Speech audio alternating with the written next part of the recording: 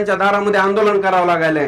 म्हणून त्यांची जशी वज्रमूठ झालेली आहे, कारखानदारांची जशी वज्रमूठ झालेली, त्यांचा जसा एक विचार झालेला आहे, तसा आपल्यातला आता एक विचार होणं गरजेचं आहे।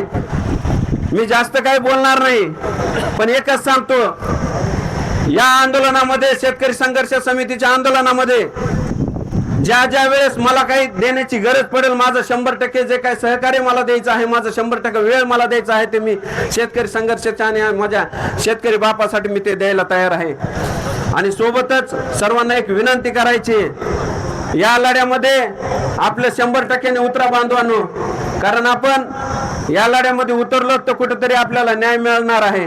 आणि एक गोष्ट आहे की काही लोकांना ही बिल काढले, आता एक आमचे बांधव म्हणत होते की काही मोठ्या मोठ्या नेत्यांचे उद्वेल पाऊस झालेले आहेत, तर ही अत्यंत शोकांतिक आहे।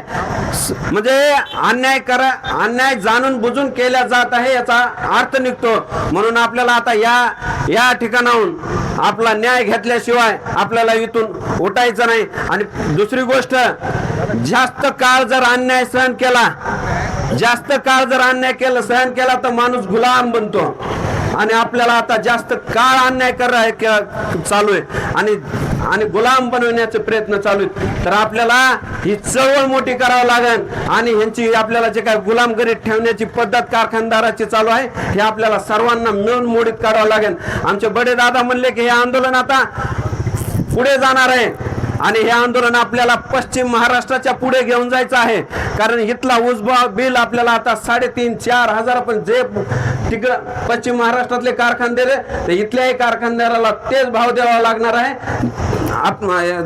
आहे, कारण त्याच्यासाठी आपली सगळ्यांची एकही महत्वाची, आपले एकत्रित येणं गरजेचं आहे। पक्ष 1760 आहेत, 1760 पक्षामध्ये सगळे लोक आहेत, पण इथं शेतकरी म्हणून आपल्याला सगळ्याला एकत्रित यावं लागेल। कोण राजकारण करणार आहे, राजकारणाची वेळी राजकारण केल्या जाईल, पण शेतकऱ्याच्या प्रश्नावर आपल्याला सगळ्याला एकत्रितच यावं लागणार आहे, तरच आपले प्रश्न मार्गी लागणार आहेत। एवढंच बोलतो।